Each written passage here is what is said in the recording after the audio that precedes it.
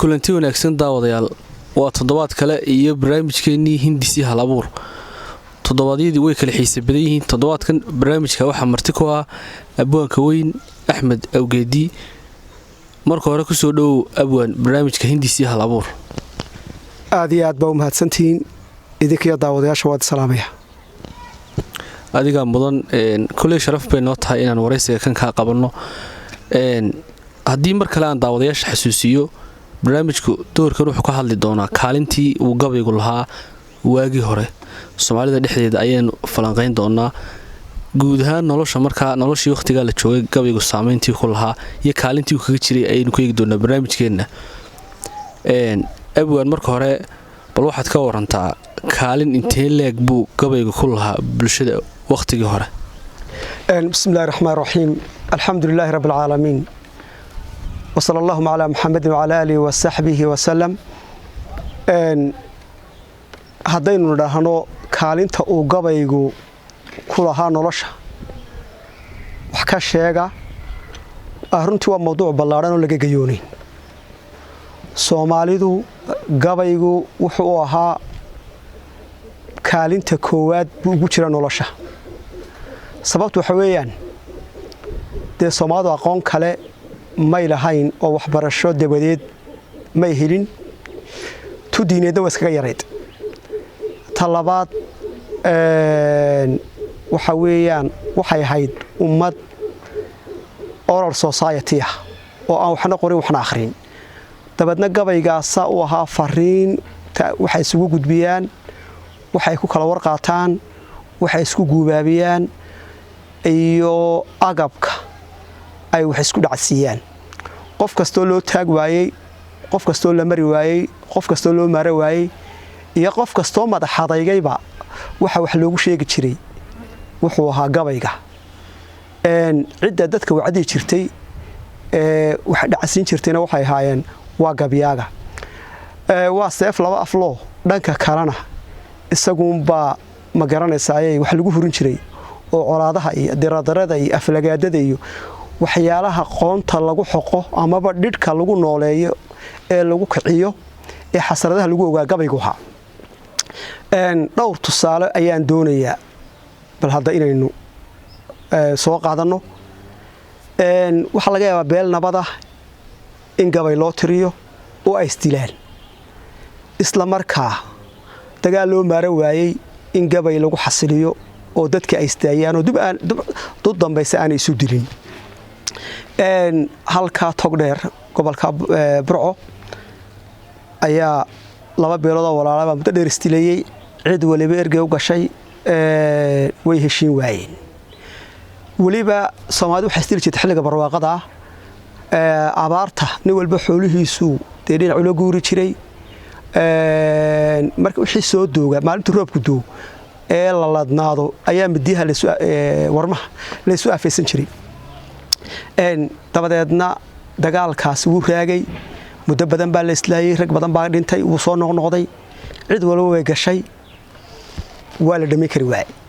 maalintii dambe nimankaasi way is-ooteen waxa weeyaan qolo walba inta goob qura la isugu yimaado ayaa xero la oodayay, halkaasaa la gelayaa, waxa weeyaan waa la ismirtirayaa qofka ugu dambeeya qolada halkaa dee wax marisunba ka baxaysa ama qofa soo hadho ama laba ha soo hadho waa lagu kala hagaagayaa. dabadeedna maadaama xaaladii adkaatay culimaa loo doonay, haradigeed baa la tegey, culimaa laga soo ururiyey, ashraaf baa la keenay, niman xera. nimankii dadkii bay wacdiyeen, maantoo dhan bay ku akhriyeen, caawoo dhan bay akhriyeen, dheg baa jiraq loo siin waayay. salaan maxamed salaan carabi ayaa dabadeed bal awgayow aniguna aan kula quustay ii yardaa. salaan gabay geeraar caana buu tariyey. geeraarkaa waxaa ka mid ahaa sidii awr cala soobo caawin dayrta ku qooqoo dhibidii ku cilaanto mid kala u caranaya ama cooflaha aaro cuunka geelal ku laayay ka curaagtay baruuro higadii cuf ka siiyey labadii natan cuuree isucoo baridaya cod yar baanu lahaa. maalintuu Cumar Daahir isu gooyay ciyaartiyo nin caloolacad joogo maygaag ciidan war qaatay wuu cibaaro qabaayo balaayu curufkeediyo cunsurteeda dambeetiyo cidhibteeda yaqaano caqiibuu taliyaaye wada cawdo bilaysto wartolow colka jooja halkaa markuu marayo wuxuu xasuusinayaa nabadda barwaaqada hantida subaga maalka goolasha iyo waxaa cuud ay wataan inay nabadda ku heleen intii ay dee aanay isdirinna ay tanaadeen dabeedna wuxuu leeyahay ha iska daadinine barwaaqadiinna ku jira intii baad cantarteenoo cashigii gubankiiye caalku reerka ku laayiyo maydkiinna camiraaye candhadheerta dhurwaagiyo haadu ciidda ku jiidiyo cuqdadkii ka baxdeenoo dhulka meesha curboon iyo caleentii karamaan iyo cosobkii balambaal iyo cayn baa soo gursateenoo cuudkiinna barkhadoobiyo caddiintaa wadataan iyo codcodkaa sidataan iyo carfigaa nabaddaa lehe wada cawdo bilaysto wartolow colka jooja nin habeenna casheeyey cadar aan hadh lahayn iyo ceeryaama isugu toostoo inuu caafiyaddiisa cabbaar meel la fadhiisto cimrigeedba la waaye wada cawdo bilaysto wartolow colka jooja buul nimankii dhagumay jaraqsinsanaan mar labaad buu ku noqday oo la yidhi war nimanka u gabay dabadeedna lix dhacdo oo soomaalida ka dhexdhacay ayuu tusaale uga dhigayaa niman dadka hortu ilbaxay oo reer berbere ah oo ganacsi haysta oo adduunka wax ka iibiya soomaali oo dhan ayaa berbere isku dilay way ku kala guureen tusaale uga dhigay qola bulxaar degtay halkaasay ku tanaadeen doonyihii ugu yimaadeen magaaleeyeen iyagina weystileen xirsi ammaan iyo guuleed xaaji laba ninoo isu adeeray ahaayeen halkaa burco iyo sheekh u dhexaysay isku dileen xirsi ammaan waa la dilay dubur ayaa lagu dilay tusaale uga dhigay aadan galaydh iyo sheekadii qabaalka ayuu ka sheekeeyey tafadhiig gabadha laayad la yidhaahdo oo qurux badan oo cali duulane nin la yidhaahdo guursaday oo intuu la guuray ma garanaysaa ayay reerkiisi la qabtay markuu dadab galay gabadhii la raaciyey dhexda markuu marayo gabadhii afxakame uu ka qaaday dabadeedna isna duulaan humiyey labadoodiiba dagaalkii bay ku dhinteen tafadhiigna dhowr ninoo dambe guursatay waxna umay dhalin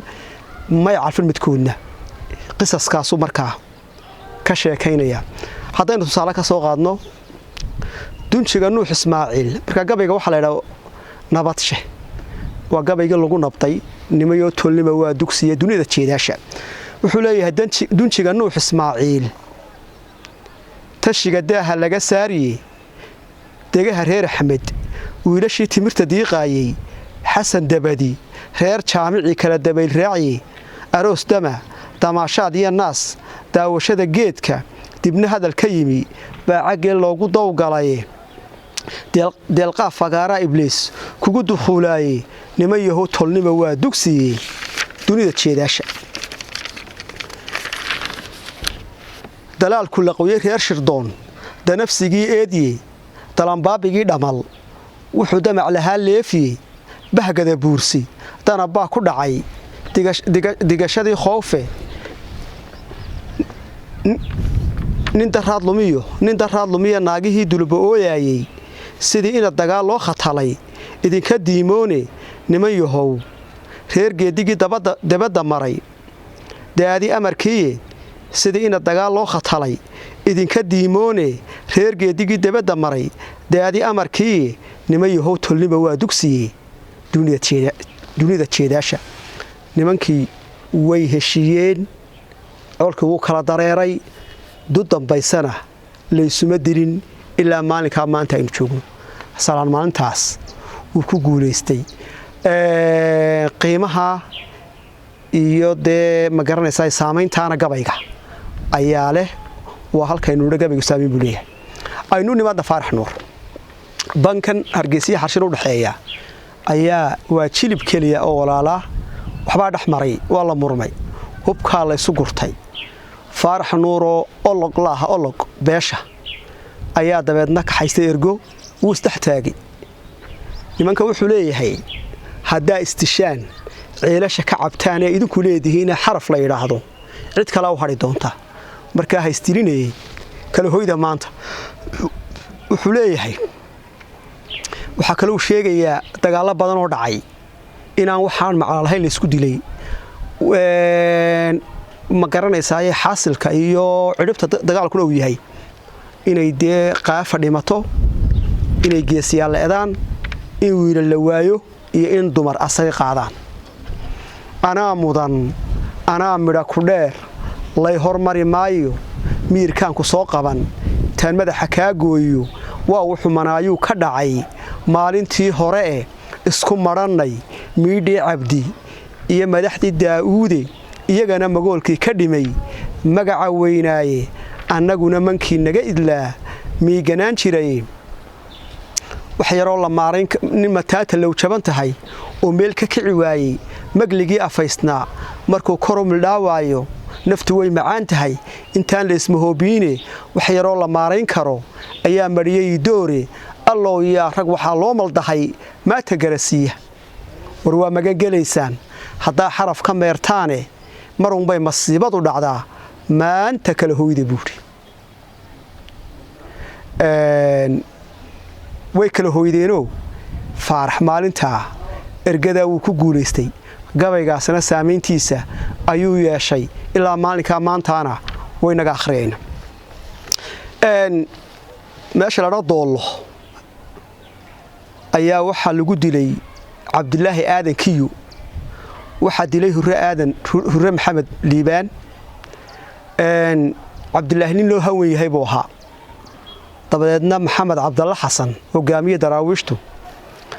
laba gabay oo diradira abu tiri gabayga hore haddaan yar ka soo qaadano wuxuu leeyahay Cabdilaahi ha loo aaro oo hebel iyo hebel ha loogu aaro waliba haddii mag la idin siiyo iska daa maga qaadataan maalka ay haystaan oo dhan haddii nimanka dilay Cabdilaahi ay siiyaan diido oo xulaaya wuxuu leeyahay waxa gabayga loo qaybayaa waa qalqaal samiye waxa geela qaaliga ka dhigay qiimuhu yahay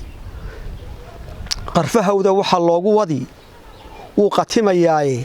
waxa qanamka loo dhaqanayaa waa qabaan adhiye looda waxa qumbaha looga luli qaabka dhaydaahe fardaha qoolka waxa loogu guri qoobka orodkiye daarood waxa loo qurxari waa qaskay faliye door waxa loo qatayn waa qafaalnimi waxa qumeyga loo dilahayaa waa qaxaabnimi Cabdilaahi waxa loo qurxaray waa qabiiliye qoomadag haduu leeyahay loo quturahaynin qooq laguma toogteen ninkii qaaliga ahaaye qalbigay xanuunsada markaan qaalanow daye qob iyo luul qaabku ahaa qaydadii midabka qarqarootigii socodka iyo qalanjalaafyoodka inkastoo qabniya maladuun laga qaniimaysto qormadooda oo idil haddaan qaydna lagu reebin waa ila qaraar reer cismaan qaanka guradkii qaraajinta doolaal haddaan qiiqa laga duulin ragga qaafadooda ah haddaan waran la qaadsiinin waa qaran maxaa loo lahaa qolada Liibaani gabayga markuu tiriyay waxa arkay inaan sidoo doonayay arrinku u dhacayn gabay labaad buu tiriyay dabeedna nin buu u yeeray Xuseen la yiraahdo gabaygiibu xafidsiiyay awrna saaxiib ugu raray caanaye biyo dabadeedna gabayga dhaxgee halka ka tiri buu gabaygan marka qaybtan ka soo qaadanayna Xuseen oo hagaagtay haddaad hilinka qaadayso dhexdu waa habeeboo naftaad ku hawalaysaaye haraad kama baqaan niman hadday heli karaayaane horweyntiiyo haleelada nirgaha loo hitiqinaayo hamuunta iyo gaajada ninkaan haysan baa qabe haan iyo sibraar baad ku shuban halab karuurkeedii hayinbaad ku raran qaalin waa hilay labuubkiiye hawdkaad maraysiyo cidladu wayneela heshiise halaq iyo libaax xororah iyo haayirka iyo tuugga astaadkaa ku heli oo rabbow kaala hoosgeliye habeenkaad ogaadeen tagteed reer isaaq hooyato hawraartan ku fara iga gee hagari waa ceebe hudle iyo ummaad yuusuf qaraf hadalku waa qaandheh jiciirkii hormoodka u ahaa hoos wax ugu sheegdheh waxaad haybta reer cali ku tari helay warkaagii dheh haaruun inuu dilay la maqal huriyihiinnii dheh waxaa haradigeed nooga timi dhime halyaygii dheh cabdilaahi haad inuu cuno hanadya loo laynin oy nolol hawaystaan kuwii haniyihii gooyey hurrihii xunka ahaa inuu waran ku haylhaylay uu halowda jaray geesigii lagu hagaagayey oo midab haldhaalow tukaha siiyey hilibkiisa allaylehe halkaa uma filayn hurintii guuleede nimankaan hubkoodiiyo ogaa halaalaclayntooda aan duul ku haystaa dhaqnayn haybad iyo xoolo nimankii hubka caddaa midgaan hoor dhan laga yeeliye aan hubsado waxay fali kuwii lagu hariiriyey maxay faleen markaa waxay faleen in dagaal dhacay waa sida uu afqarsha sheegaye 40 qof ayaa subax keliya dhintay markaa saamaynta ayuu gabaygaasina yeeshay ninka la odhan jiray mataan ciideed gabadha salaadu guursaday salaado mataan si fiican uma dhaqan halkaa waxaa ka yimi guux iyo dareen reerkii ay salaada ka dhalatay aakhirkii salaado waa laga furay ninka la dhaa mataan ciideed mataan markaa wuu maqnaa laakiin markii la yidhi gabadhii waa lagaa furay weliba gabayana loo sheegay wuxuu tegey gurigii salaado gurigii oo aan rag joogin sodohdii ninkii guriba u dhistay gabadhiisina waa gugiis markii ay wiilashii yimaadeen habeenkii soo hooydeen ay ogaadeen waa la dilay ninkii la odhan jiray mataan ciideed waxaana dilay wiilashii salaado la dhashay ee ay ma garanaysaayey seediyada isu haayeen maadaama uu ina la yaalahaa mataan gurigii lagu dilay reerkii gabadha uu ka qabay si falxuna loo dilay 200 halaad ayaa laga bixiyay waa 2 magood waa lagu kala bogsaday nin la aadan dubbe gabay xoog ayaa dabadna cadan gabay ka soo tiriyay nimanba mataan gowracay oo gaad xaraar bixine geey lagu nastaaba haygeeda jabiyaane goblayay muxuu yuusuf xoday gool u qalan waay dabadeedna iyadoo shir la fadhiyo ayuunbuu ninkacayo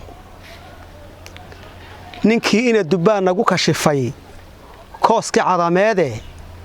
hadalkiina soo wada kariyo ku nidhi yeelay buuri waran iyo weedh bisraaciyayo dabeedna dani buu dilay muxuu dilay cali dhan waa nin ilaa saasaa cali dhan loogu bixiyey dabeedna waxay yidhaahdeen qoladii cali dhan ka dhashay labadii magoodan salaan ka bixinay ninka la yidhaahdo mataan ciideed ayaanu doonaynaa waxaa la yidhi mataan cali dhan uma dhigmo mataan waayo wuu ileeyahay baa la yidhi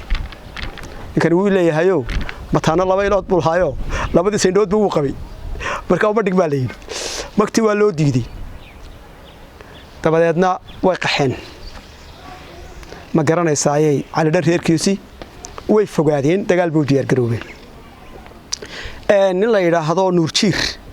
ayaa markaa gabiyay matunka ay buuxsamay sidii 10 jir awrgaala 2 saanacii tumay miyaa tiirsan garabkayga ma talaabadeedan haldhaa orod wax tuugaynin sidii adhi tigaad cunay miyaan taaha ku caweeyey tollaayay miyaan xalay tadii 10 jeer soo toosay balaayadan itaaba leh miyaan toosin kari waayey miyay tabaraday laba qabiil toos dhaxdhigi weydi faraskiisa soo kaxaysta dhaxda markuu marayo ayuu soo gabi haddaan maydalo coliyo guluf caata kugu raagin waxaad cuuba weyn tahay haddaan caday ka dhuubnaanin haddaan meydku cagahaaga noqon sida cagaar seexday cadla quuta mooyee haddaan caana laga dhaaran buula sheer caweefta ah haddaan haadka ku caweynin haddaan cududahoodu isku jabin cuurka baxawaad leh halka loo calool qabo haddaan cali ka weynaanin haddaan nabadda ceelkan ku rido cidi ka soo saarto allaanahu callay dhalay haddaan dunidu circiirin wuxuu helay nin cabdi la yidhaahdo hal lisaya cabdi wuu dili ka dulgabi ma cabdaa turaabka isku rogay waa tabtaan wadaye ma tumaatidii baan warmaha dahan wax wadaashay markii aan ku tiirsaday goortaan ku taagsaday miyuu talalayuu reemay 70 dhidar buu libax tulud ka qaadaaye walee aniga waa la tixgelin tiirinimadeeda halkaasay ka istaarantay dagaalo badan baa dhacay sida la filayana hal dooraa dhintay maxaa istaaray gabayga aadan dubbe gabay xoo ka soo tiriya cadan ayaa dhidhka xoqay oo balaayada huruday toosiyay waana saameynta gabaygu uu lahaa waayahay ismaaciil mire jaamac cali nuur ciidan ingiriiska baxay Woodward bay tageen geel halka ka cabaaya ayay rabaan inay soo qabtaan markii hadii gash lagu yeesho cid ama bay wax dilaan ingiriisku ku bixisay geelu ka soo qaban jiray dabadna ciidankii ingiriis markay geeli isahan qabteen nin la yiraahdo jaamac cali nuur baa ku dagaalamay waa ismaaciil naadeerkii wana saaxiibkii markii uu la dhaawacay dabadna geed buu galay nin la xirkayoon oo isagu ciidanka ingiriiska ahayn laakiin beeshii meesha deganeed ah sool ayaa markaa xabad ku dhuftay oo dhaawac tiray baa leeyay garowshiyana may bixin waxay ku doodeen anaga marka hore anaga haysin 16 sano ayaa gabaya diradira ah iyo guubaaba ay ka kacay la tirinayay ismaaciil mira calanka u siday cali dhuuxba ka qayb galay aadan arabba ka qayb galay samatar baxnaanba ka qayb galay saleebaan caabi nin la yiraahdo xaree doobi deero ayaa isna ku jiray ragga nimanka diradiraha u jawaabayay oo xagga xidhkayoon ka soo jeeday 16 sano kadib muddo kadib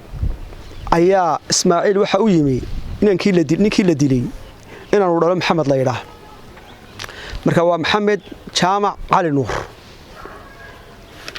ismaaciil wiilkii markuu bariidiyay gabayga ugu jawaabay wiil yahow ilmaa igaga timi aragtidaadii qalbiga ay oogsaday marka tidhi adeeroowe abtisiima reer cali haddii eebba kugu raacshay ararsamana kuu xigo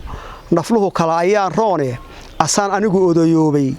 oon anafadii daayay ashahaada mooyee haddaan eedba ridi waayey allaa igu og inaan aabbahaa ciduwa aarayne ha ii iman hana isoo ag marin oo hintaridaada buuri xidhkayoon 16 sano kadib ayaa la dilay markuu dabeedna la dilay xidhkayoon beeshii si degdeg ah isu laayeenoo rag badan baa ku kala dhintay qisadaan ku gabagabaynayno qaybtaas waxa weeye faacuul aadan jugle oo nin caana ahaa waa ninkii hashii cali dhuxuleeyay ee silsiladii guba ka istaarantay faacuul waa la dilay nin qaraabadiisa dhow aa dilay dabadeedna ilaa bahashu meel isku taagi maysay aanaa meeshii timi nin faacuul abtuu yahay oo la yiraahdo cabdi kaahin dhagalaab oo markaa maqnaa baa yimi abtigaa la dil dabeedna gabay diradira uu tiri oonku waa balaaye shalaanaade haradii aradkii intaan soo agmaray ku arkay faacuule adhaxda iyabaa maqnaa labada oofoode afkun baan gartee muu lahayn aadba quruxdii awaarii ku yiil baa qalbiga layla ogsaday arrin buu isoo faray bidow shalay adeerkaaye wuxuu yidhi inaan aar la ahay aniga lay sheegiye waxba yaan arbow maxamed iyo odaya laylayne balagtiinna dayac xaajigaa idinku maalaya macnaa hebel dila buu leeyahay hebelkiibaa la dilay ninkani wuxuu kaga duwan yahay raggii hore aakhiru ka soo saaray ninkii dhintay dabadeedna saan u eegayo waxaana ka muuqday iyo weliba inuu fariin soo faray oo uu yidhi hebel ha lay dilo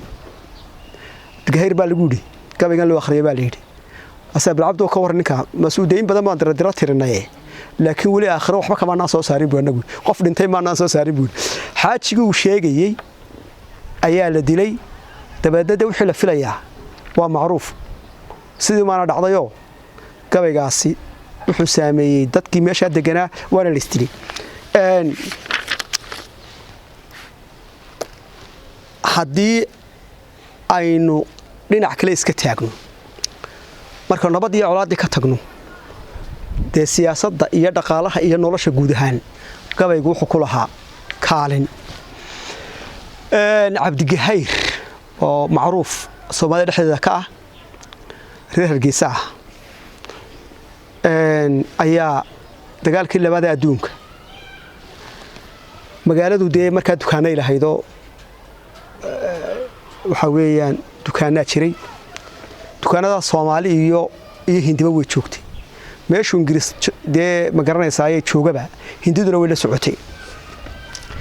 dabeedna subax buu Ingiriiski markii dagaalkii ballaadhay ayuu ka guuray dalka Hindidii dee Ingiriis ka hadhimayso Soomaali la joogi maysan Ingiriis bay raacday dukaanadoodii camiran ayay ka tageen dabeedna waa la boobay cabdigahayr oo aan warhayn baa mar dambe soo cararayo qaraf buu helay meeshii lagu kala tagay weeyo qaraf buu soo qaatay gurigiisii buu tagay inaabtidiina Umar Qaroon ayaa u dhaxday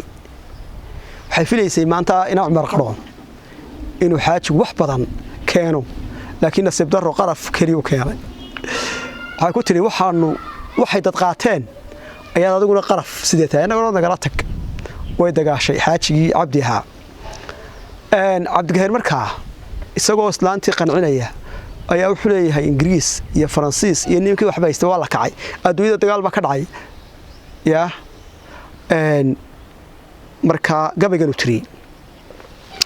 ina Umar Qaroonay adduun qaal bixi waaye qasnadii raggii tuugsan jiray qaar baa tuugsadee Ingiriis ba laga qaad dhulku qayda ku lahaaye qarka wuxuu la meermeerayaa waa nin soo qaxaye dayaaraduhu waa qayladoon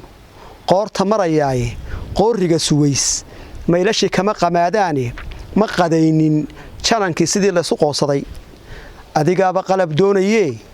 quusay Faransiise sidii loo qabsaday waa kuwa qodaya beeraha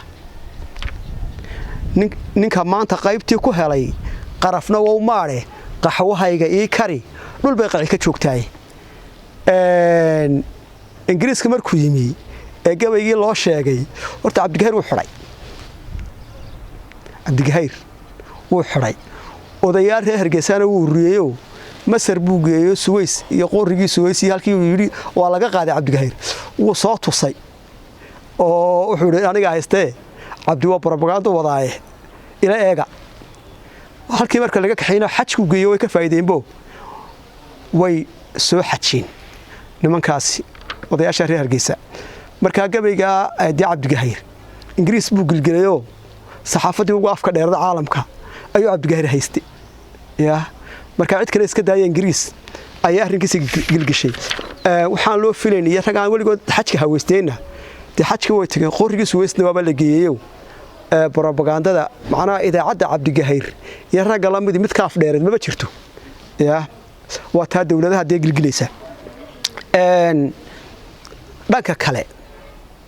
propaganda marka laga hadlayo iyo qofka in dee dhaliiliisa la sheego ilaa hadda waa la isku adeegsaday laakiin dee saxaafad baa jirta saxaafadda waxa uu ahayd Soomaalida markaas gabaygii cali jaamac xaabiil berberu joogay ina Cabdalla Xasan xilliguu soo baxay dhawalba guluf ayuu ku qaaday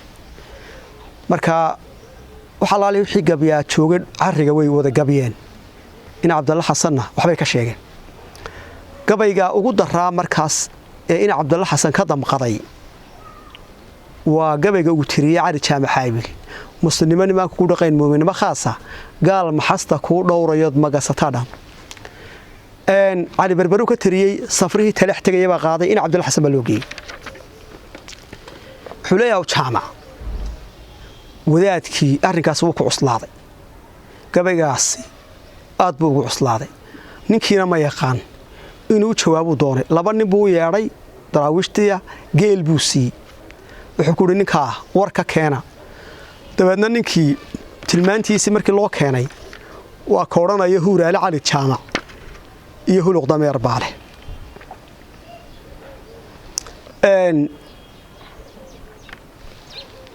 de nin iska jooga gurigiisii ayaa subax inta geel la siiyo loodhanayaa hebel ka soo waran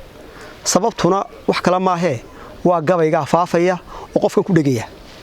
marka wuxuu leeyahay cali marwo camal xun maangaabnikeed maqashaba dhaanta maditooda maqasheeda koris minowsan baa dhaanta mataan lidiqa laas maaxyar ood madaxsataa dhaama hilibaan milgalahayn lafaad maraqsataa dhaanta walaalkaan mushaawiro lahayn malihi baa dhaanta xididkaan ismuunayn karayn maqanaha dhaama muslimnimo nimaan kugu dhaqayn muuminimo khaasa gaal maxasta kuu dhowrayood magasataa dhaama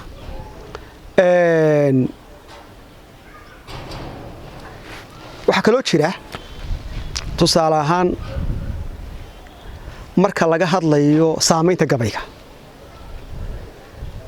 marka tusaale ahaan la leeyahay waxaasaa dhaco laba qof la isku dirayo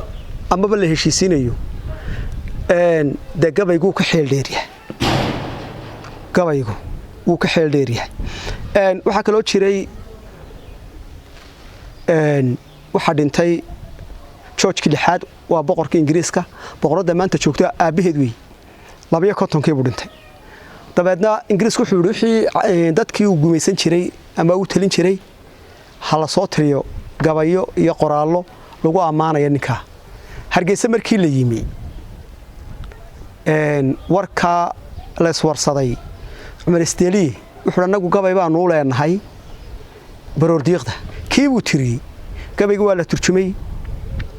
arrin Ingiriis baa loo qaaday waxa la leeyahay qoraal iyo gabay la tiriyay caalamka laga tiriyay labarwanka ayuu isa soo taagay waa sheeko macruufa barka gabayga Soomaaliga iska dad maxaa Soomaalida shisheeyaha laftooda wuxuu ku yeelanay saameyntiisa marka sababahaas ayaa gabayga Soomaaliga uu lahaa saameyntiisa nolosha oo dhanna waxa weeyaan wuu kaalin ku lahaa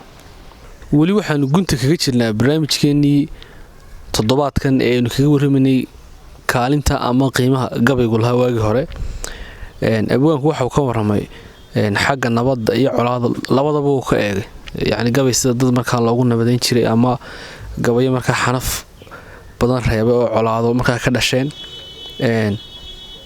iyo guud ahaanba qiimaha markaa gabaygu lahaa bal abwaan waxaad ka warantaa maanta waqtigan la joogo 2020 gabaygu intaa aad sheegayso waxa weeye hoos buu ka dhacay bal maxaa hoos u dhaca intaa le ku keenaad oran kartaa wallahi de horta dhowr siyood ama dhowr sababood ayaa la oran karaa waa midee horta noloshii miyiga waynu ka soo guurnay de magaalaynu nimay carro walbana camalkeeda ay leedahay gabyaagu wuxuu ahaa wariyaha keliya ee dadka warrama safruhu markay haradigeed ka soo dhaqaaqaan saaka gabayga cusub ee halkaa laga keenayay sideen Hargeysa keeni jireen ka Hargeysa laga tiriyo dib u celin jireen waxa fariimaha lagu gudbiyo dee isagu marka dadka waxa uu sareeyay oo ma garanaysaayay u aqoon badnaa oo afhayeen u ahaa oo warkiisa la sugu jiray waa gabyaaga laakiin maanta waxa weeyaan waxa soo baxay dee iclaan baa soo baxay idaacadaha jira TV-yaa jira joornaalaha jira social media ayaa dee xadhkaha goostay oo ma garanaysaayay maanta daqiiqad markaad furtaba war baad helaysaa cusub ama run ahaada ama been ahaada marka horta dee kaalintii ma garanaysaayay gabyaagu uu yaraaday isla markaa kaalintii gabayguna uu ma garanaysaayay isna dee meesha uu ka baxay baa odhan karaa waxaa kaloo ina jira dadku dee diin bay barteenoo culima wacdido oo isaga wax laga sugay imka haddii awal dadka wacdi jiray gabyaago kali laakiin maanta aqoontii diintu way korodhayo maanta dee culima fatwa loo doonanayaayo iyaga dee ereyga ugu dambeeya iyaga runtii la weydiinaya marka nolosha isbedeshay ee reer magaalnimo ee miyiga laga soo guuray ayaa runtii bedeshay baan odhan karaa amaba qiimihii gabayga iyo gabyaagaba hoos u dhigtay daawadayaal waxaynu ku sii soqonnaa guntii iyo gabagabadii barnaamijka balabwan waxaad ka warantaa haddaad ka eegto inagoo markaa adoo soo koobaya tusaale ahaan oo kale xagga marka guurka laga sheekeynayo kale waxaa dhici karta niman fara badan oo waqtigii hore abwaana ahaayo waxa weydii ninba aftahanimada ku xeel dheeraa xagga suugaanta waxaa laga yaabaa isagoo hanti badan aanu haysan markaa inan dhan oo markaa waxa weeye inan ay u goysay ama qof nool madax timi kullo uu gabaygu gooyo ma la odhan karaa maanta gabaygu taama goynaya xagga guurka marka laga eego wallahi garan maayo horta inuu goynayo iyo inaanu goynin maanta garan maayo laakiin waxa weeyaan gabyaagu maalinta uu gabyayo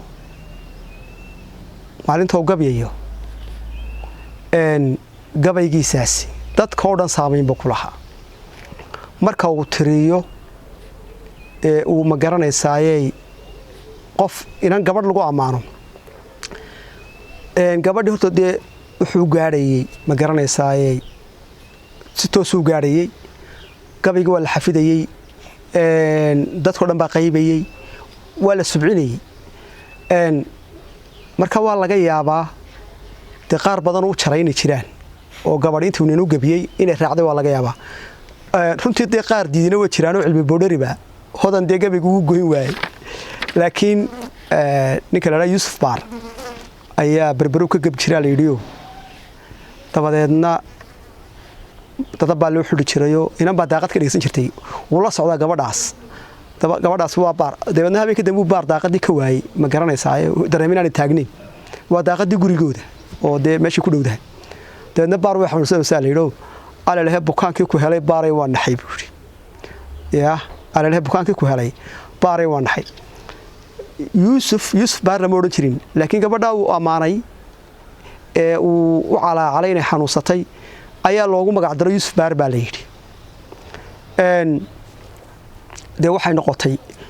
Yuusufna gabayga caan buu ku noqday Baarna caan bay noqotayoo waynaga ilaa maanta Baar waynu garanaynaa sheekadeeda Qaasim wuxuu yidhi biliis badano wax baran waaye bogsiye ma soo baridsha Qaasim waa arday iskuulka sheekh buu dhigan jiray bogsiyena reer sheekh bay hayd dabeedna markuu arkay ninkii Ingiriis ee iskuulka dhigayay badan baa la odhan jiray ayuu biliis badano wax baran waaye bogsiye ma soo baridsha bogsiye maxay ku tiri bogsiyada Qaasim ay raacin oo beedka quruxda badan leh umuu jarina waxay tiri hadaad wiil caashaq tahay cid waad heli hadaad caashaq tahay cid waad heliyay caruur baa tahay cilmiga dhigo marka gabaygu horta wuxuu dhanka kale hadaan iska taago marka uu jari karaa mana jari karo waa la arkay rag badan oo inta gabiyeen gabadh tiri ninka maxaa la yiraahdaa gabiyay oo la hebel baa la yiraahdaa oo tiri nin kale aabahay buu yahay dabeedna saa ku guursatay iyadoo neef xoolaa ku xidhin marka waxa weeyaan dee wuxuu saamaynta u lahaa maadaama uu ummadda dhaqaajinayo ay istirayso mudhani ama heshiinayso qof kaliya dee qalbigiisa gabyaagu wuu hanan karayay markaa maxaa weeyaan waa qiimaha markaa gabaygu taagnaa maanta muxuu gabadha u qancin waayey dee wuxuu qancin waayey arrinku halkii ma taagno oo waynagaa nidhi gabayga iyo gabyaagu labaduba midkoodna dee qiimihiisii ma laha maanta aad iyo aad baad abaan u mahadsan tahay sidii wanaagsan ee markaa aad uga hadashay kaalintii markaa gabaygu waagii hore bulshada ku lahaa waan rajayn doonaa dad fara badan oo daawanaya barnaamijkan inay xiisayn doonaan sida wanaagsan ee quruxda badan leh ee abwaanku markaa uga hadlay intaynu barnaamijkan iyo barnaamijyo kaloo lamida ku kulmi doonno waxaan kaga tegaynaa sidaas iyo ammaano alla iyo kulan dambe oo xiisa leh